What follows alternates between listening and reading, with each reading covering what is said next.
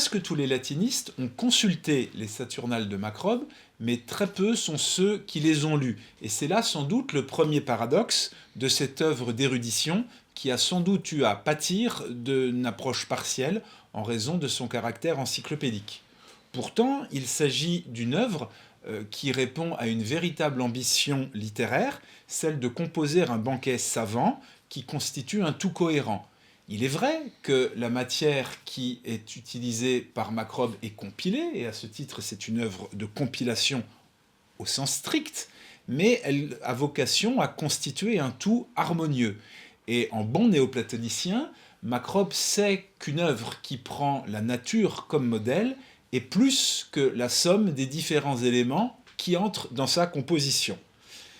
Il est vrai aussi que le contexte historique et politique dans lequel s'inscrit notre œuvre a sérieusement compliqué la donne. Les Saturnales sont un dialogue qui a lieu entre les dignitaires de ce que les modernes ont appelé le parti païen à l'extrême fin du IVe siècle après Jésus-Christ. C'est une œuvre qui constitue un répertoire des pratiques et des curiosités religieuses, et en ce sens, elle manifeste un attachement très fort de l'élite intellectuelle et politique de l'époque au rite de l'ancienne religion. Il y a eu un grand nombre de querelles qui ont historiquement eu cours sur la nature de cette œuvre, sur le regard qu'elle porte sur l'histoire de son temps, et plusieurs identifications concurrentes ont été proposées concernant Macrobe, concernant son ancrage politique et religieux, et notre introduction générale fait le point sur toutes ces questions compliquées. Il reste que les trois hôtes qui reçoivent successivement les 12 convives du banquet en leur demeure, Prétexta, Symmaque et Nicomaque Flavien, sont des personnages historiques de première importance qui ont eu un rôle éminent dans ces dernières querelles de la fin, de l'extrême fin du IVe siècle après Jésus-Christ. Cette scénographie, qui est retenue par Macrobe, légitime donc une approche des Saturnales du point de vue religieux, d'une œuvre que l'on considère comme un document historique au sens forme du terme. Mais, du point de vue littéraire, l'originalité de Macrobe est de se situer dans la tradition symphotique, la tradition du banquet, pour l'infléchir et lui faire subir un certain nombre d'évolutions marquées par rapport aux précédents platoniciens. En tout cas, la petite société qui a en commun l'amour du passé est mise en scène par Macrobe pour célébrer ces différents pans de la culture des temps anciens. Passé religieux, passé littéraire, goût pour la langue archaïque, intérêt pour le droit, et plus généralement pour toutes les habitudes de vie des temps passés. Et les différences qui existent entre les différents convives, chacun selon sa spécialité, permet justement à Macrobe d'orchestrer des exposés et des leçons sur l'ensemble des pans de cette culture des temps passés, chacun apportant son écho à la communauté du savoir qui se dessine. Les Saturnales sont donc, de ce point de vue, la scène d'une parole savante. Elles sont un dialogue au sens fort du terme, et tout est prévu pour que chaque convive soit associé à la cérémonie de la parole qui est déployée, et les interruptions, les questions, les polémiques qui sont lancées parfois de manière très artificielle n'ont d'autre but que de permettre au metteur en scène de justifier la façon dont le savoir a été élaboré sur la science des temps passés et de justifier cette légitimité du savoir. Donc, ce qu'on voudrait mettre en évidence dans notre édition, c'est qu'au-delà de la multiplicité des sources utilisées, c'est une œuvre extrêmement construite que Macrobe nous propose, et ce pour programmer un projet de recherche complet sur la science des temps passés. Alors, je suis bien d'accord, hein, c'est un texte très, très subtilement construit, mais du coup, je me demandais, est-ce qu'il est possible de faire la part entre ce qui ne serait qu'un jeu rhétorique de salon littéraire et ce qui relèverait d'une volonté de défense et illustration du paganisme tardif sur la défensive, comme on l'a longtemps et un peu faussement écrit. Bah, c'est là une question de fond. Je pense que tu mets le doigt sur une opposition majeure entre deux perspectives dans laquelle on peut lire l'œuvre. La première, c'est la dimension éminemment mondaine, de salon, pourrait-on dire, d'une œuvre qui se joue, on l'a dit, dans un cénacle. Le banquet étant une forme de cadre social privilégié pour la mise en perspective du savoir à cette époque.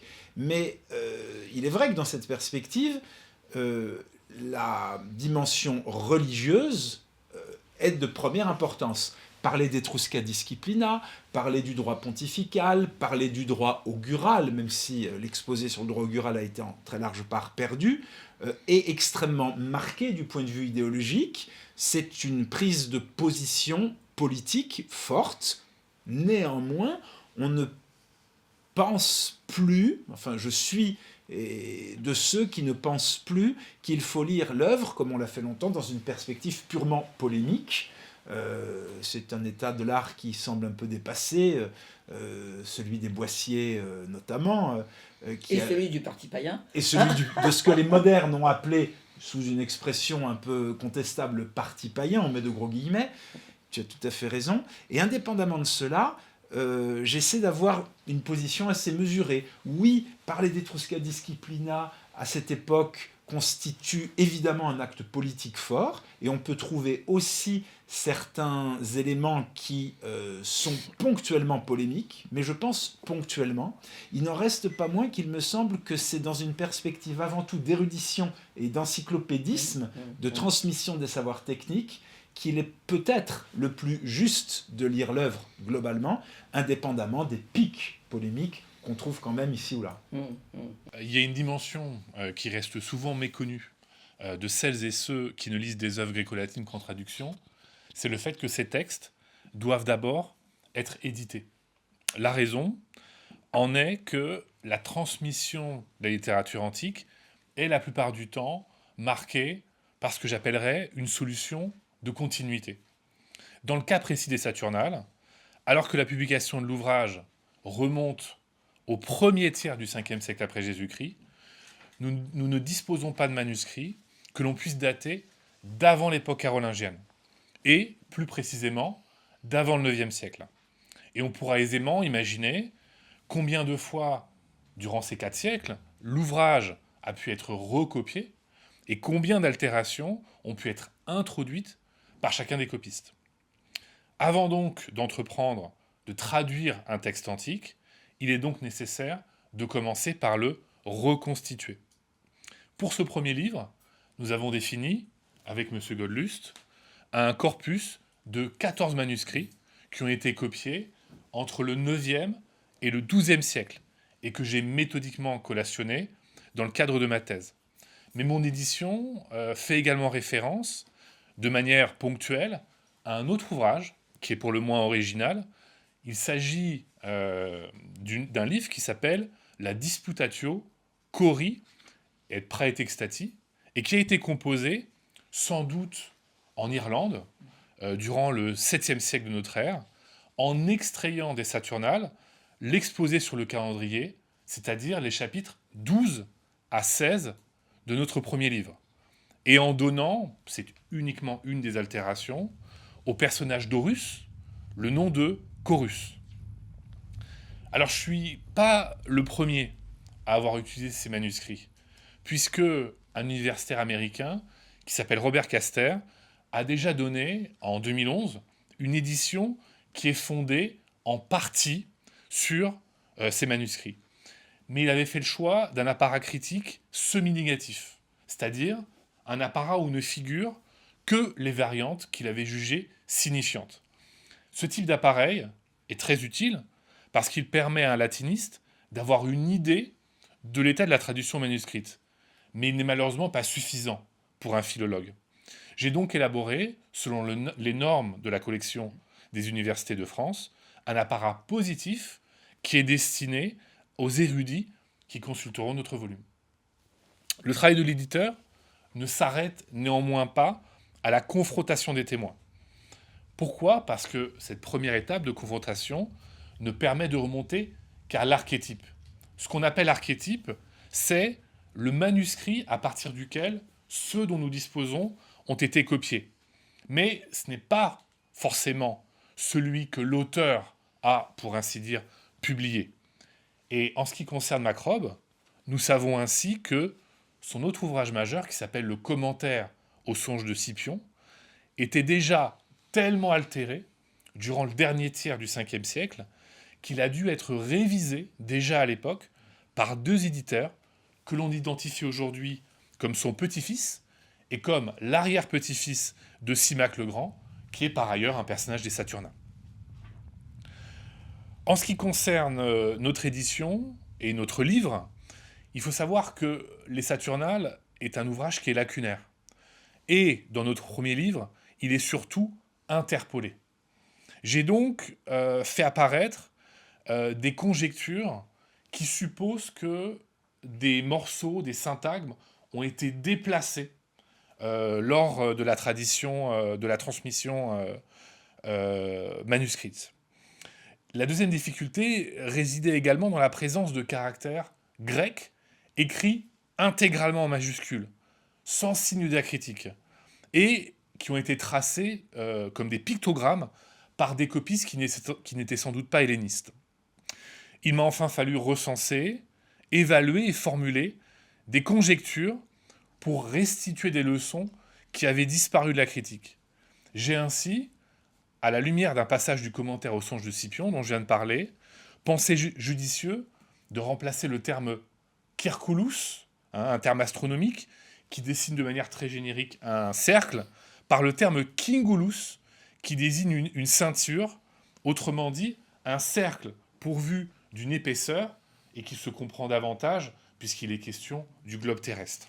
La nuance paraît mince, mais ce terme semble davantage convenir au texte de Macrobe, qui était expert dans les questions astronomiques et qui donc n'avait sans doute pas utilisé ce terme trop générique de circulus. Tristan, au-delà du travail philologique de collation des manuscrits, sur quoi s'appuie un traducteur ? Est-ce qu'il s'appuie d'abord et avant tout sur les autres traductions quand elles existent, mais c'est le cas pour les Saturnales de Macrobe qui ont été faites dans d'autres langues modernes, par exemple celle de Castor en anglais, et quelle est la part dans les choix de traduction des lectures spécialisées sur les thématiques rencontrées dans le livre, sur la religion, sur l'histoire, sur la philosophie, sur l'histoire du calendrier ? L'ensemble des traductions déjà existantes ont été consultées de manière systématique afin d'obtenir le texte le plus rigoureux possible. Pour les recenser brièvement, nous avons donc 3 belles infidèles du XIXe siècle, et il en existait déjà 2 autres en français, une qui est due à Henri Bornec, et une autre qui est due à Charles Guittard, à qui d'ailleurs cet ouvrage, ce volume, doit beaucoup. Mais nous sommes également référés principalement à 2 autres traductions en anglais, dont celle de Robert Castor, une autre en italien, une en allemand, et enfin à une traduction récente de la Disputatio dont je viens de parler. La traduction française proposée dans cette édition s'efforce donc, dans la mesure du possible, de tenir compte des recherches les plus récentes dans les différentes disciplines abordées par Macrobe dans les Saturnales.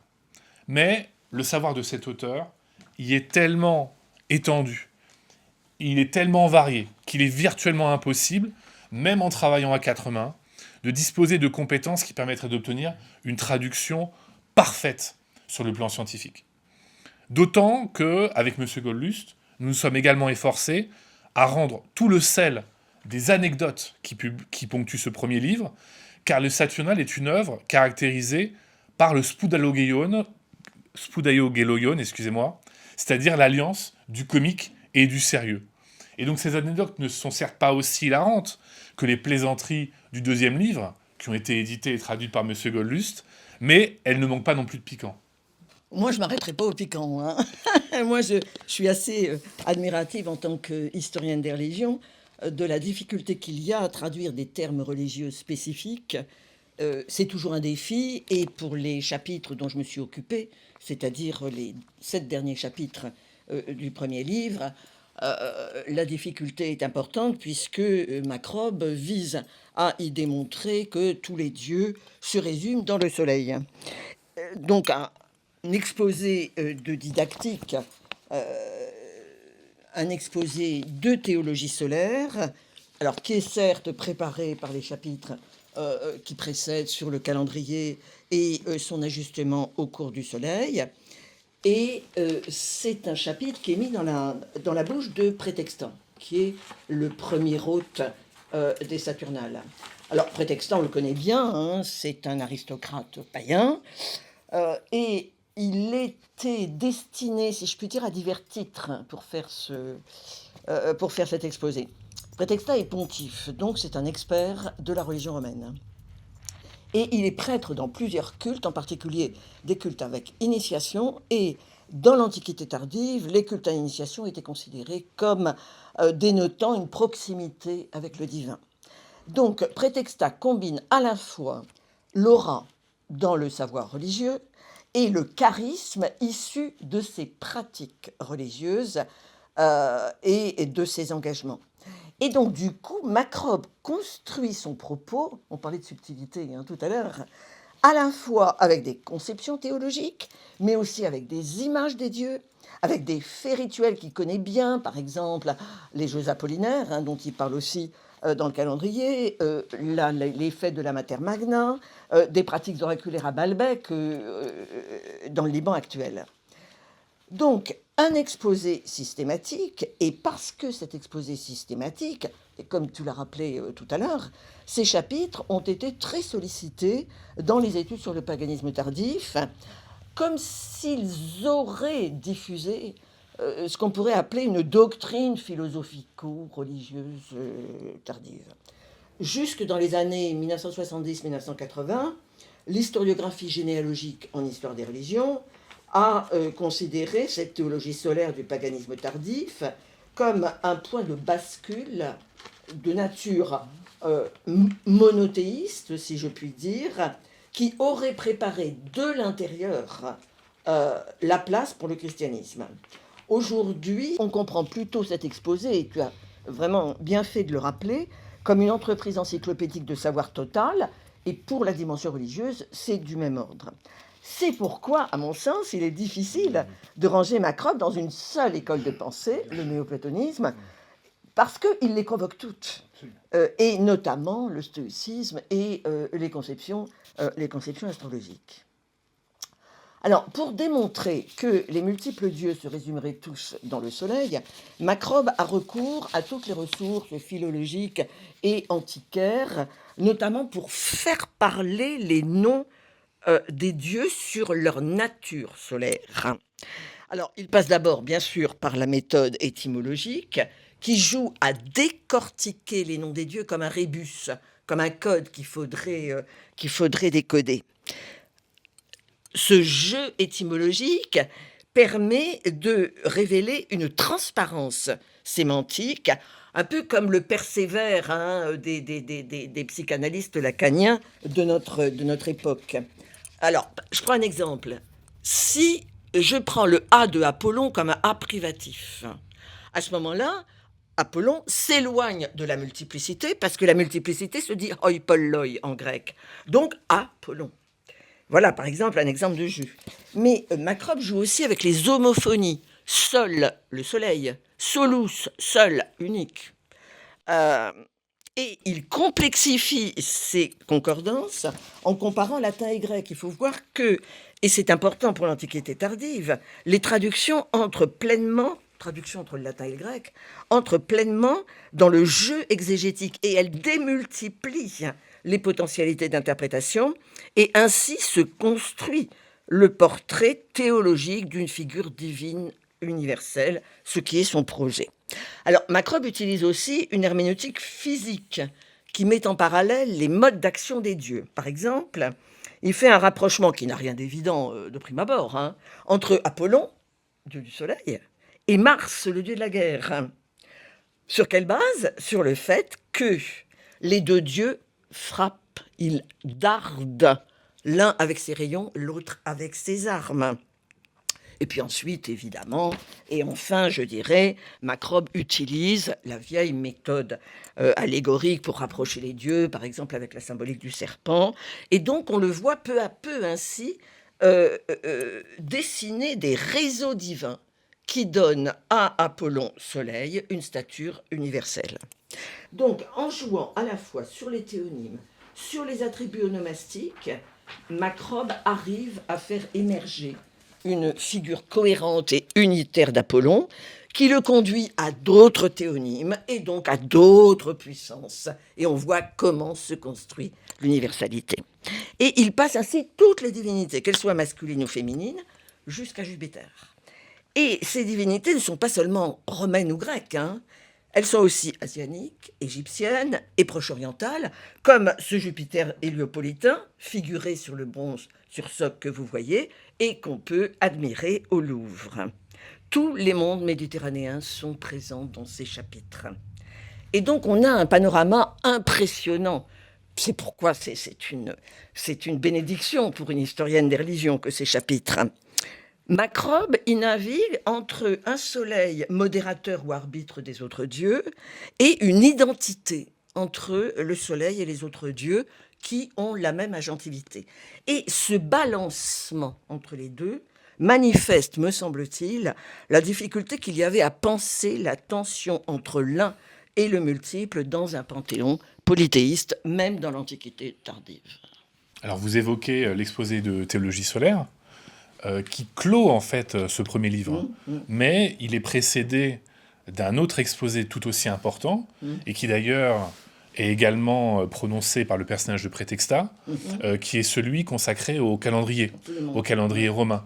Est-ce que vous pensez que ce dernier constitue une forme d'introduction ou de première partie pour introduire l'exposé de théologie solaire? Je sais pas, peut-être que je le dirais autrement. Il me semble que c'est le projet même de Macrobe, c'est-à-dire cette entreprise de mise en système du savoir sur les dieux qui implique que la journée atteigne son climax avec l'exposé de théologie solaire, donc à la fin.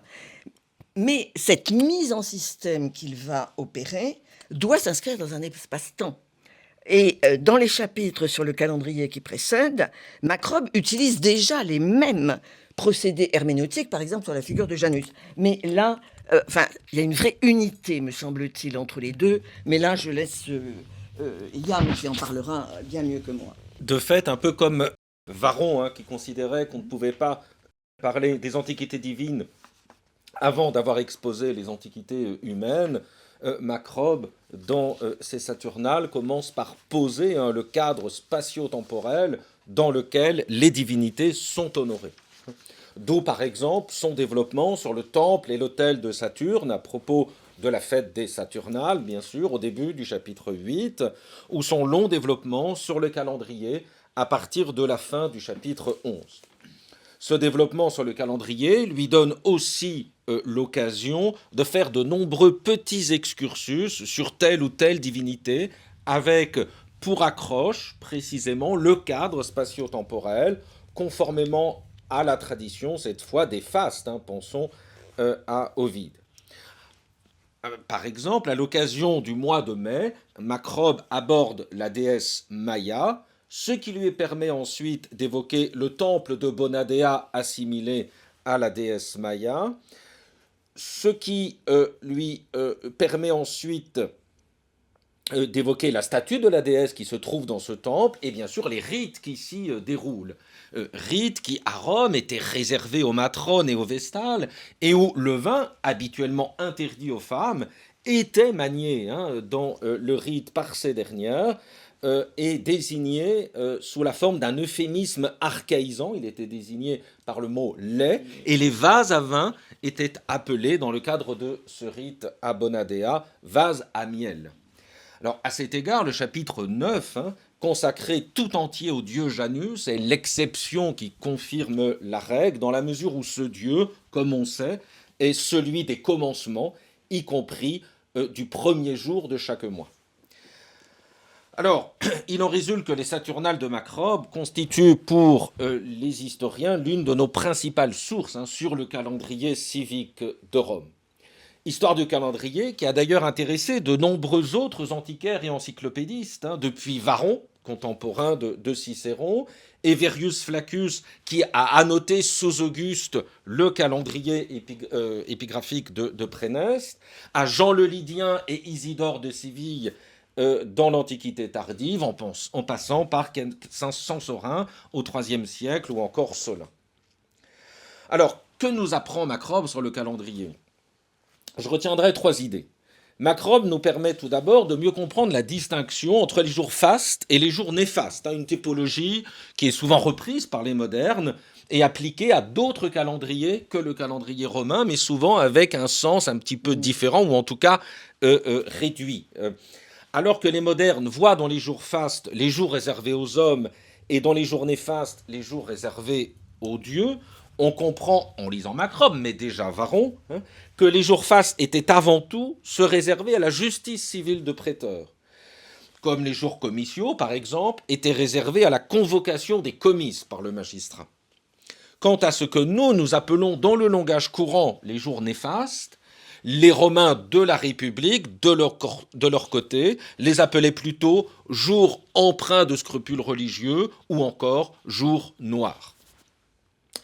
Deuxièmement, Macrobe nous apprend que les grands calendriers épigraphiques, peints ou gravés, qui nous sont parvenus, tel le calendrier de Préneste déjà mentionné, annoté par Verius Flaccus sous Auguste, ou encore celui d'Antium, les Fasti Antiates Maiores que vous pouvez voir à l'écran, qui est le seul calendrier pré-julien qui nous soit conservé, eh bien, Macrobe nous apprend que ces grands calendriers épigraphiques mentionnent uniquement les fêtes publiques annuelles fixes, celles qui chaque mois étaient proclamées aux nonnes par le roi des sacrifices.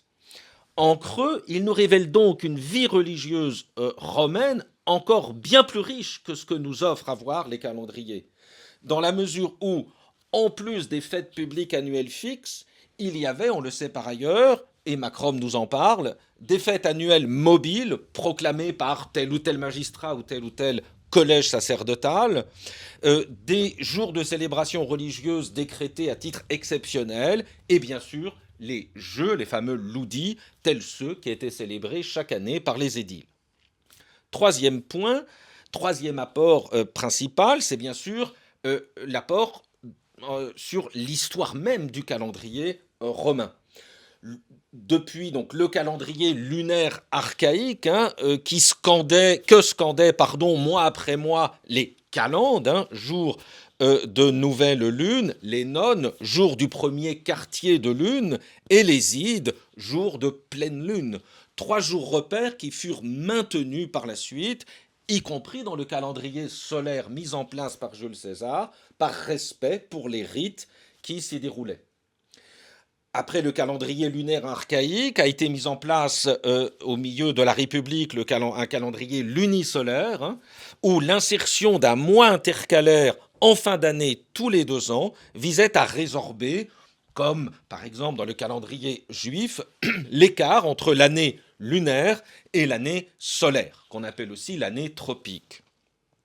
La régularité de ces intercalations, gérée par le collège sacerdotal des pontifes, ne fut toutefois pas systématiquement respectée, de sorte que Jules César dut résorber l'écart entre le calendrier civique et le cycle des saisons par une année, l'année 46 avant Jésus-Christ, d'une longueur exceptionnelle de, imaginez-vous, 445 jours, significativement appelée l'ultime année de la confusion. C'est à cette seule condition qu'il a pu aligner définitivement le calendrier romain sur l'année solaire de 365 jours. Calendrier solaire sur lequel nous vivons toujours aujourd'hui, à quelques détails près, à commencer par la correction sous Auguste de la périodicité de l'intercalation du jour bissextile. Mais l'année qui vient de commencer, l'année 2026, ne sera pas une année bissextile, elle sera donc brève, et les terminalia du 23 février seront bientôt là. À notre roi du banquet, donc, Benjamin Godlust, de conclure nos Saturnales. De façon comique. Le problème, c'est qu'il est très difficile de conclure sur une œuvre comme celle-ci, qui traite d'absolument tout. Plus sérieusement et au-delà du jeu de mots, les interventions de nos amis ici représentés pour cette belle entreprise que nous avons menée de concert, mais prouvent qu'on n'est pas de trop à être 4, et encore aurions-nous pu être 12 comme tous les convives de nos Saturnales, des historiens de la religion, des historiens, des philologues, des poéticiens. C'est une œuvre qui touche à tous les domaines du savoir. Et lorsque le professeur Ferrari, dont j'ai plaisir à saluer la mémoire, et le professeur Scheid m'avaient sollicité pour que j'entreprenne l'édition des Saturnales dans la collection des universités de France, je leur avais suggéré l'idée d'associer plusieurs spécialistes de différentes thématiques traitées techniquement par Macrobe dans ces Saturnales. Cette idée leur avait convenu, et au fond, ce faisant, nous n'avons rien fait d'autre qu'imiter Macrobe, qui lui-même, pour ses Saturnales, mobilise les compétences de 12 savants sur l'ensemble des domaines de la science des temps passés.